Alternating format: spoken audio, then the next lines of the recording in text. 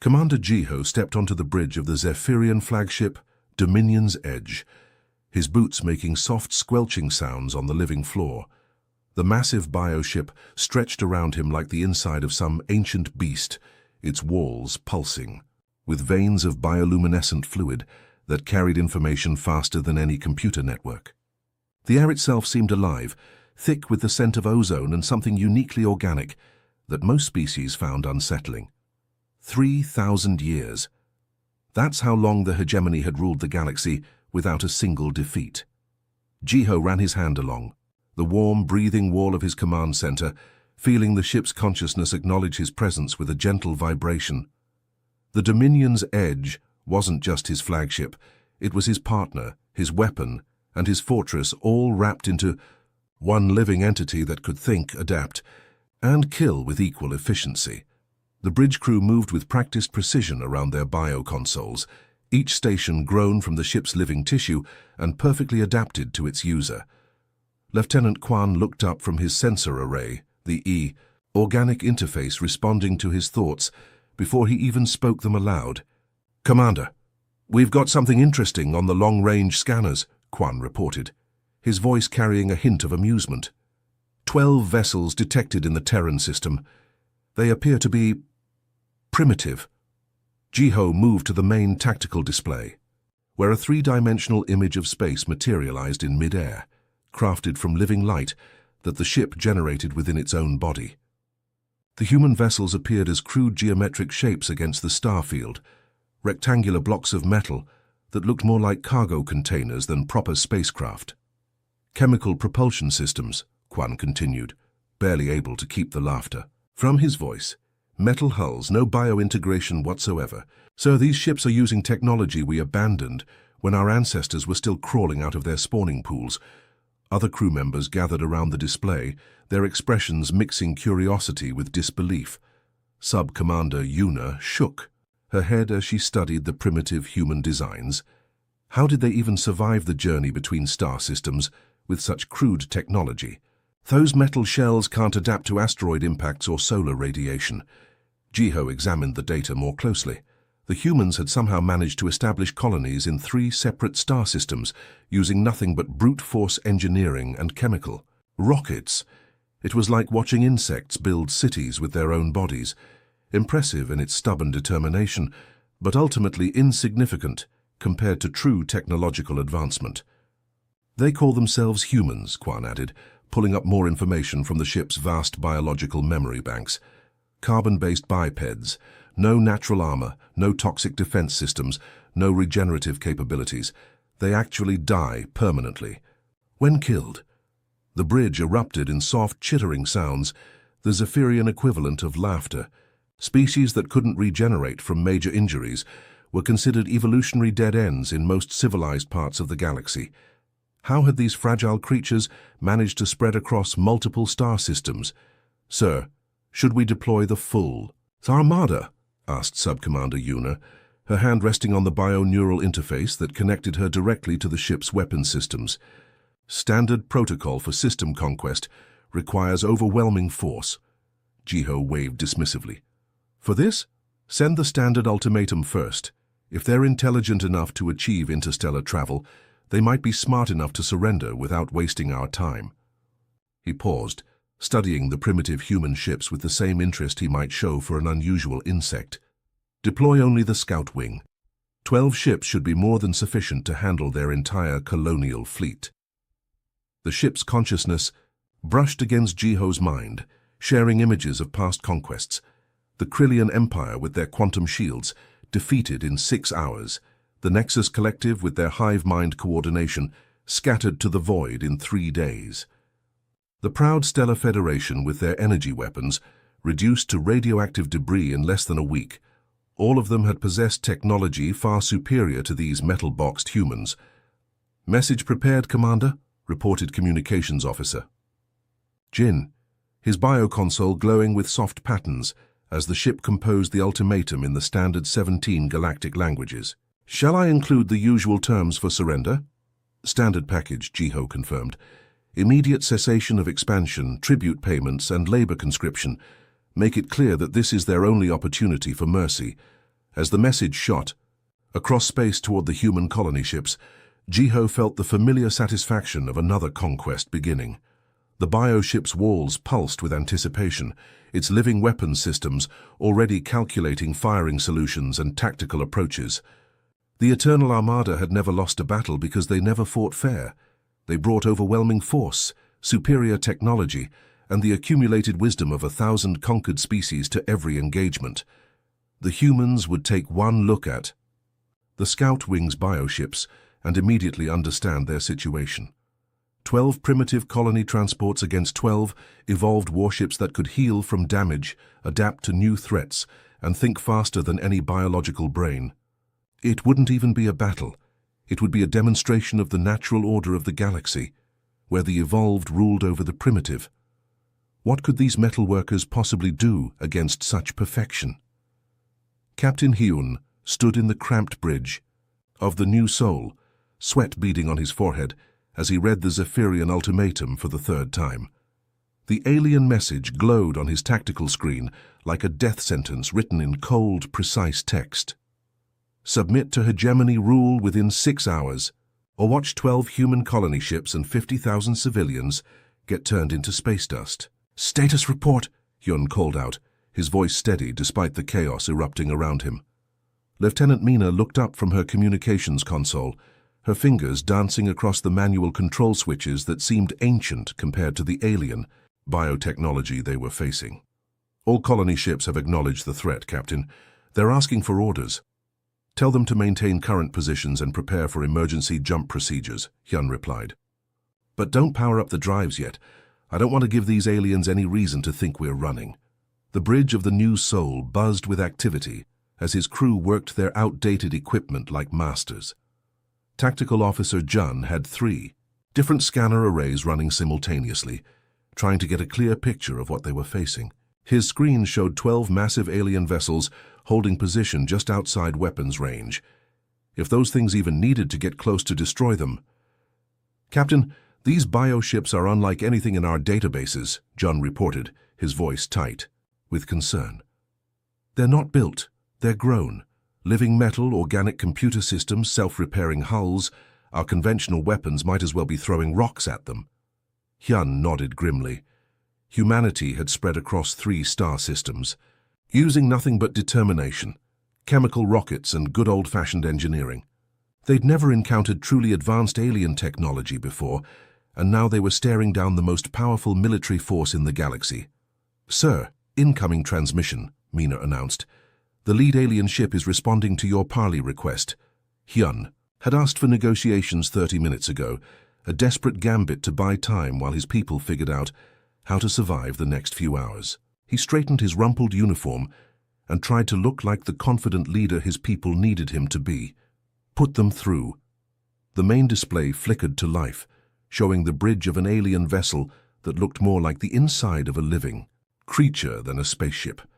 Organic walls pulsed with veins of light, and the air itself seemed to move with purpose.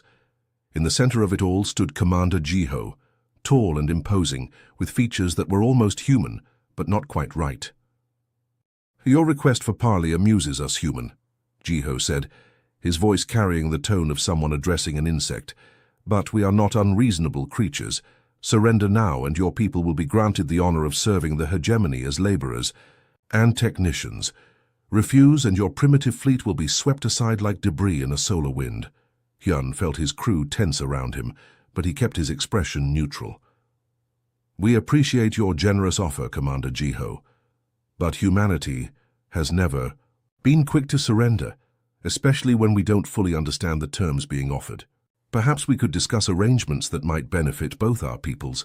Jiho's expression shifted to something that might have been amusement. Benefit us? What could your species possibly offer the hegemony? Your ships are crude metal boxes held together with chemical welds. Your weapons are simple projectile systems that wouldn't scratch our bioarmor. You have no advanced technology, no strategic resources, no military capabilities worth mentioning. Sometimes the most valuable things aren't the most obvious ones, Hyun replied carefully. For instance, our engineering approaches are completely different from yours. We've learned to build reliable systems using basic materials and simple designs. That kind of knowledge might be useful to a spacefaring civilization. While Hyun kept the alien commander talking, 3 decks below in the engineering section, Chief Engineer Day was having the most important few hours of his career. His scanner arrays were working overtime, analyzing every scrap of data they could gather about the alien bioships without triggering their defensive systems. "Come on, show me your secrets," Day muttered, adjusting the gain on his passive sensors for the 100th time. The bioships were broadcasting all kinds of electromagnetic signatures, power fluctuations, communication bursts, what looked like neural activity patterns spreading across their hulls like thoughts made visible. Lieutenant Bock looked over from the auxiliary scanning station. "Chief, are you seeing this? The alien ships aren't just alive, they're connected to each other. Look at these neural wave patterns." Day examined the data streams flowing across his screens. The bioships were sharing information through some kind of organic network, their consciousness linked together like a vast distributed brain. It was incredible technology, but it also revealed something crucial. They're all running on the same basic neural architecture, Day realized, his eyes widening. Different ships, different sizes, but the same fundamental biological programming. It's like they all grew from the same genetic template. Back on the bridge, Hyun continued his careful dance with Commander Jiho, asking questions about hegemony, territory, trade routes and colonial policies while his engineer worked frantically below. Every minute of conversation was another minute for Day to analyze their enemy. "Your curiosity is entertaining, human, but ultimately pointless," Jiho said, growing visibly impatient. "You have no leverage in this situation. No hidden weapons, no secret allies, no miraculous technology that could threaten the Eternal Armada. You are outmatched in every conceivable way." "Perhaps," Hyun agreed, "but you'd be surprised what desperate humans can accomplish when we put our minds to it. We didn't reach the stars because we had the best technology. We got here because we refused to accept that it was impossible." In the engineering bay, Day made a discovery that changed everything. The bioship's greatest strength, their interconnected consciousness and self-healing abilities, came from the same source. A biological network so elegant and efficient that it had never needed to develop immunities against certain types of interference. "Captain," Day's voice crackled over the comm system, "I need to speak with you immediately. I think I found something important." Commander Jiho paced the living bridge of the Dominion's edge, his patience finally reaching its breaking point. 6 hours of meaningless chatter with these primitive humans had accomplished nothing except wasting precious time. The human captain kept asking about trade agreements, territorial boundaries, and cultural exchange programs, as if his tiny fleet of metal boxes could negotiate as equals with the mighty hegemony. "Enough of this nonsense," Jiho growled, his hand slamming down on the bio-console. The ship's living surface rippled under his touch, sensing his anger and responding with pulses of agitated bioluminescence. "Signal the main fleet. Bring them out of hyperspace immediately." Lieutenant Kwan looked up from his station, surprised. "Sir, the scout wing should be sufficient to handle 12 primitive vessels. Why deploy the entire armada?" "Because I want these humans to understand exactly what they're dealing with," Jiho replied, his voice cold as space itself. "I want them to see the full might of the hegemony before they die. Perhaps other primitive species will hear of this demonstration and surrender more quickly in the future." The bridge crew scrambled to carry out his orders. Deep within the ship's bioneural networks, hyperspace coordinates were calculated and transmitted to 98 other massive vessels, waiting in the void between dimensions. The Eternal Armada had been assembled over centuries, each bioship grown in specialized nursery worlds and trained from birth to be the perfect killing machine. Space itself seemed to tear apart as 100 colossal bioships materialized in the Terran system. Each emergence created ripples of distorted light and twisted gravity that made the fabric of reality shiver. The smallest vessels were still larger than anything humanity had ever built, while the flagship dreadnoughts stretched for kilometers, their organic hulls gleaming with patterns of bioluminescent threat displays that had terrorized civilizations across the galaxy. The bioships moved with predatory grace, their living hulls shifting and adapting as they formed attack formations. Weapon ports opened like flowering death blossoms along their sides, revealing energy cannons that could vaporize asteroids and plasma launchers that burned hotter than stars. Their self-healing armor rippled and flowed, already adapting to potential threats even before the battle began. Aboard the human command ship New Seoul, alarms blared as the massive alien fleet took position. Captain Hyun stood calmly at his tactical station, watching the overwhelming display of firepower arranging itself against his small flotilla of colony ships. His bridge crew worked with desperate efficiency, but everyone knew the simple math of the situation. 100 ships, reported Tactical Officer Jun, his voice barely steady. Captain, our entire colonial fleet has maybe 20 plasma cannons between all 12 ships. They have thousands of weapons, each one more powerful than our main guns. Sir, the colony ships are requesting permission to scatter, added Lieutenant Mina from Communications. If they jump to different systems, maybe some civilians can escape. Hyun shook his head firmly. No, we hold formation. Everyone stays together. But Captain, Jun started to protest. Trust me, Hyun said quietly, his eyes never leaving the tactical display. Sue, are your maintenance drones ready? Chief Petty Officer Sue looked up from her engineering station, where she'd been monitoring thousands of tiny signals scattered throughout the space around both fleets. All drones deployed and in position, Captain. Engineer Day's special packages are loaded and ready for delivery. The maintenance drones were so small that most sensor systems ignored them completely. Each one was barely the size of a softball, designed for simple tasks like hull repairs and equipment maintenance during long space voyages. To any observer, they looked like harmless mechanical insects floating through the void, too insignificant to worry about during a major fleet engagement. Commander, Jiho watched the human fleet with predatory satisfaction as his bioships moved into final attack positions. The primitive metal vessels looked even more pathetic now, dwarfed by the organic magnificence of the Eternal Armada. Their crude chemical thrusters flickered weakly as they tried to maintain formation, like candles trying to compete with suns. Sir, we're detecting numerous small contacts around the human ships, reported Subcommander Yuna from the tactical station. They appear to be maintenance drones or debris from their vessels. Maintenance drones? Jiho laughed, the sound echoing through the living bridge. They're trying to repair their ships, as if it would make any difference against us. Should we target the drones, Commander? Don't waste ammunition on space junk, Jiho ordered dismissively. Our bioship's immune systems will simply absorb whatever crude technology these humans think they can use against us. Focus all weapons on their main vessels. I want this over quickly. The tiny drones drifted closer to the massive bioships, their simple programming directing them to attach to any available surface.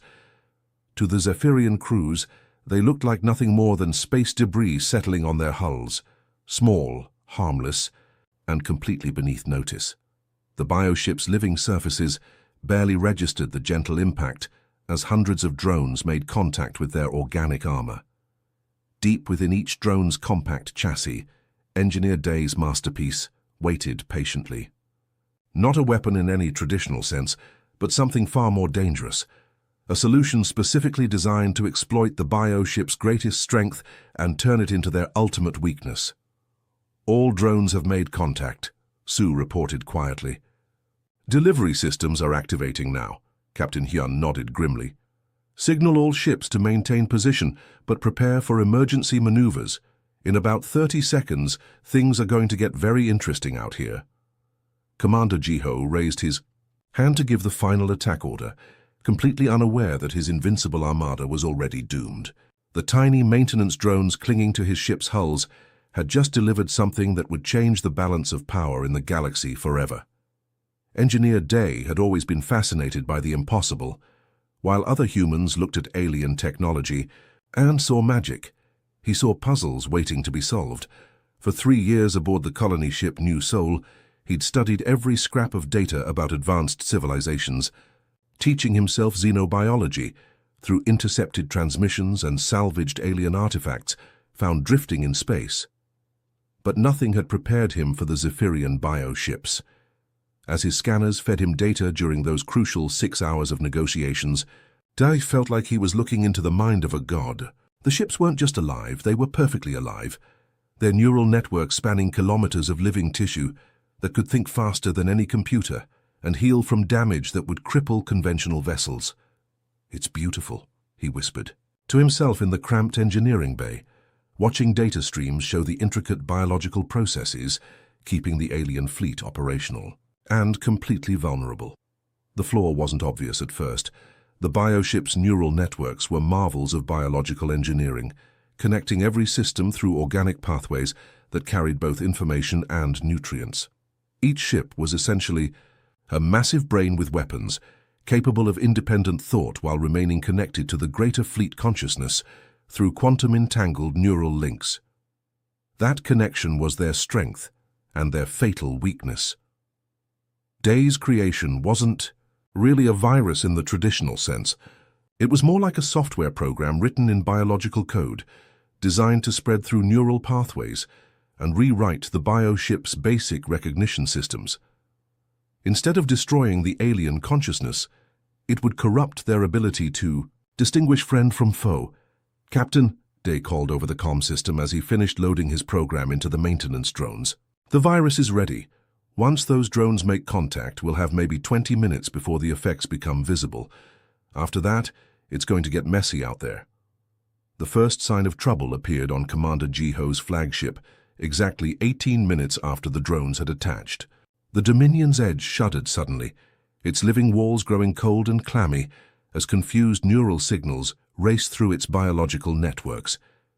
The ship's consciousness, which had been calm and focused moments before, suddenly felt wrong, paranoid, and aggressive. "Commander, we're receiving strange readings from the neural monitoring stations," reported Lieutenant Quan, his voice tight with concern. "The ship's biosystems are showing signs of stress, but I can't identify the cause." Jiho frowned, placing his hand against the nearest bio panel. Instead of the warm, reassuring pulse he expected, the ship's living surface felt fevered and agitated. "Run a full diagnostic, check for contamination or system failures." But before the diagnostic could complete, chaos erupted across the entire armada. The massive bioship Void Hunter suddenly turned its main plasma cannons toward its sister vessel, Death's Crown, massive energy beams lancing through space in a display of firepower that should have been directed at the human fleet. "Sir, the Void Hunter is targeting the Death's Crown," shouted Sub-Commander Yuna from her tactical station. "Both ships are reporting hostile contacts and preparing to engage." "That's impossible," Jiho replied. But even as he spoke, more reports flooded in from across the fleet. "The Star Render just fired on the Blood Tide. Nightmare's Edge is charging weapons against Soul Crusher. Bone Harvester and Void Stalker are locked in combat." On the main tactical display, the organized formation of the Eternal Armada dissolved into chaos as bioship after bioship turned on their neighbors. The virus spread through their shared neural networks like wildfire, corrupting each vessel's friend or foe identification systems until every other ship appeared to be an enemy threat, requiring immediate destruction. The Death's Crown returned. Fire against the Void Hunter, its bioweapons tearing through living armor that tried desperately to adapt to the unexpected attack. Green blood, the ship's life fluid, sprayed into space as massive wounds opened across its hull.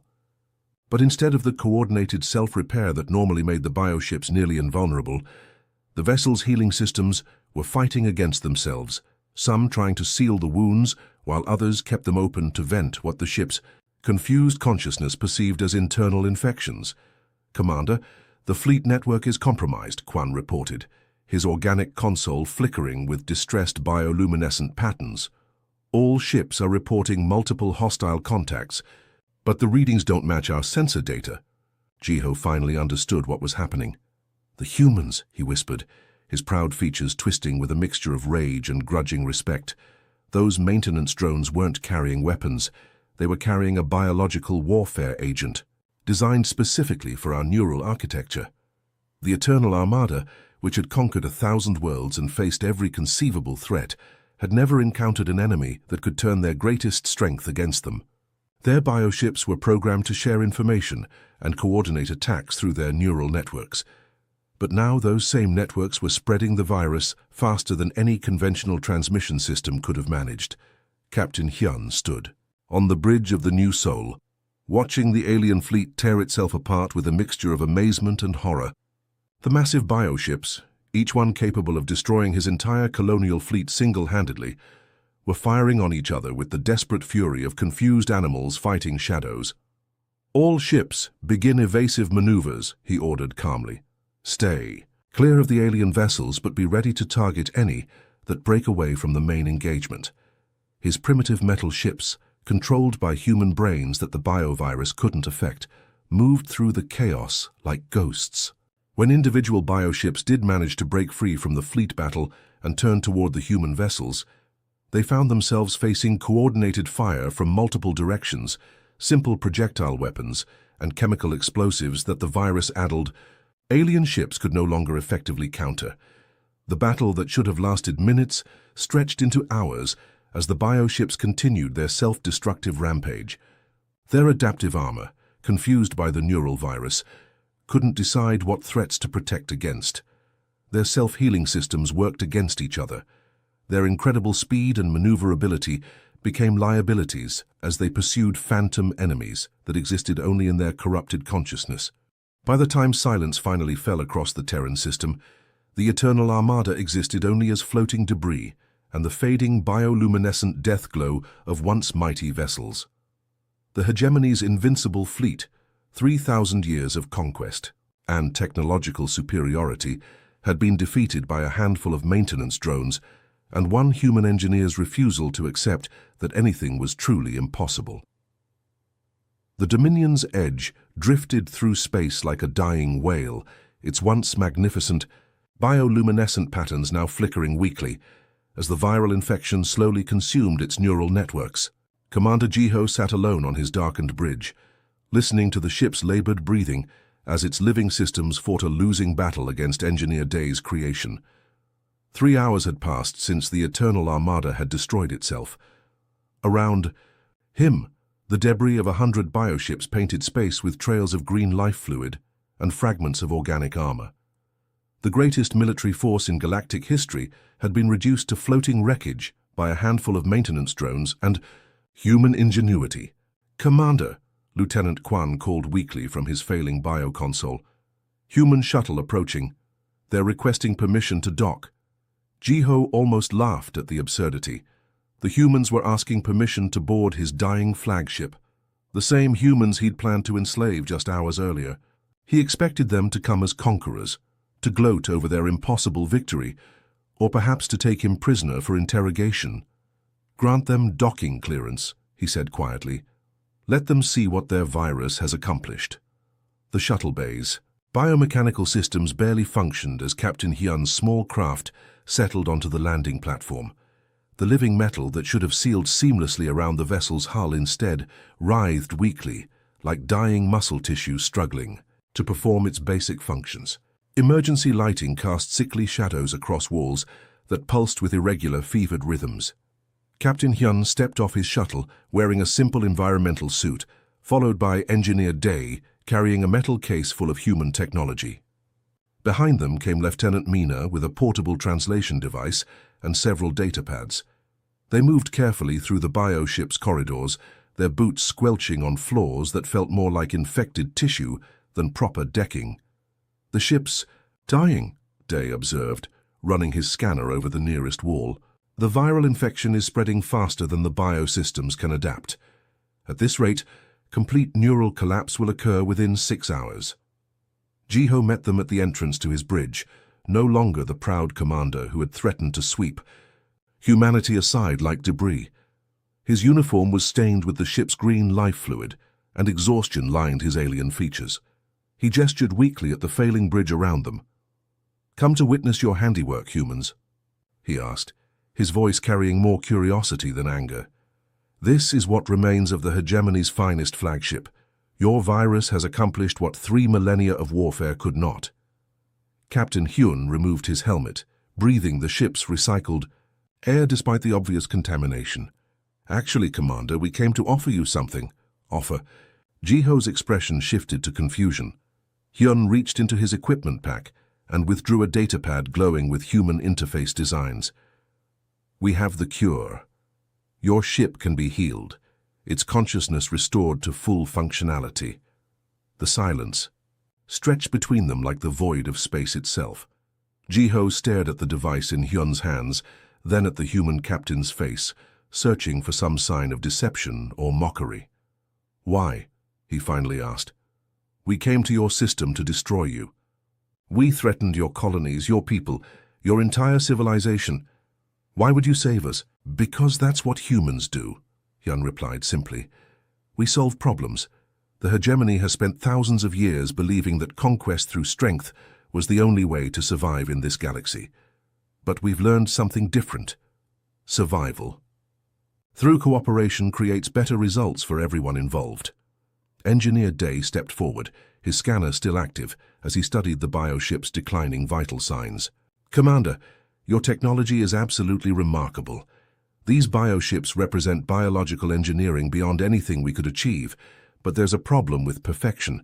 It becomes predictable, isolated, vulnerable to unexpected approaches. Our systems are chaotic and imperfect, Day continued, gesturing at his crude human scanning equipment. We build things that shouldn't work, use approaches that seem inefficient, create solutions that more advanced species would consider primitive. But that chaos gives us something your perfect biotechnology lacks: unpredictability and adaptability. Lieutenant. Mina activated her translation device and held up a formal document written in both human script and Zephyrian biotext. We're proposing a mutual defense pact, Commander. The hegemony maintains control of its existing territory and continues its governmental structure. Humanity keeps its independence and continues expanding into unclaimed systems. But we share technology, knowledge, and defensive capabilities. Jiho took the document with trembling hands, his bio-neural implants automatically translating the human text as he read. The terms were incredibly generous, almost suspiciously so. Humanity was offering to cure the viral infection, restore the bioships, and establish trade relationships without demanding territorial concessions or tribute payments. This makes no sense, he said finally. You've defeated us completely. You could demand anything: territory, resources, technological secrets. Instead, you're offering partnership? Because conquest creates enemies, Hyun explained. Partnership creates allies. The galaxy is full of unknown threats, Commander. Species we haven't encountered yet, dangers we can't imagine. Humanity learned long ago that we're stronger when we work together than when we fight alone. Engineer. Day was already connecting his equipment to the bioship's failing neural interfaces, his scanners showing the antiviral program ready for deployment. Your bioship's healing capabilities, combined with our adaptive engineering approaches, could create defensive systems neither of us could develop independently. Imagine bio-armor that incorporates human unpredictability, or human ships with organic self-repair functions. The Dominion's edge shuddered around them as another neural pathway collapsed, its living walls growing noticeably colder. Time was running out for both the flagship and its crew. Commander, Hyun said quietly, the choice is yours. You can maintain the old system, conquest, domination, the strong ruling the weak, and watch your ship die along with any survivors from your fleet. Or you can try something new. Partnership, cooperation, building something together that's stronger than either of us could create alone. Jiho looked around his failing bridge one last time, then at the humans who held his ship's salvation in their hands. The galaxy had operated under the same brutal rules for millennia, with advanced civilizations crushing primitive ones in an endless cycle of conquest and submission. But these humans had changed the fundamental equation entirely. Your terms are acceptable, he said finally, his voice barely above a whisper. Engineer Day immediately began implementing the antiviral program, his human technology interfacing, awkwardly but effectively, with the bioship's organic systems. The cure spread through the neural networks like healing light, reversing the viral damage and restoring the ship's natural functions. The Dominion's Edge took its first healthy breath in hours, its walls warming under Jiho's touch as its consciousness slowly returned. But something was different now. The ship's awareness was no longer isolated within the hegemony's rigid hierarchy. It was part of something larger, more diverse, more alive than anything it had experienced before. Captain Hyun smiled as he watched the bioship's systems come back online. "Welcome to the Alliance, Commander. I think the galaxy is about to become a much more interesting place." The bioship's walls pulsed with new patterns of bioluminescence, not the cold, threatening displays of conquest, but the warm, complex rhythms of cooperation between species that had chosen to build rather than destroy.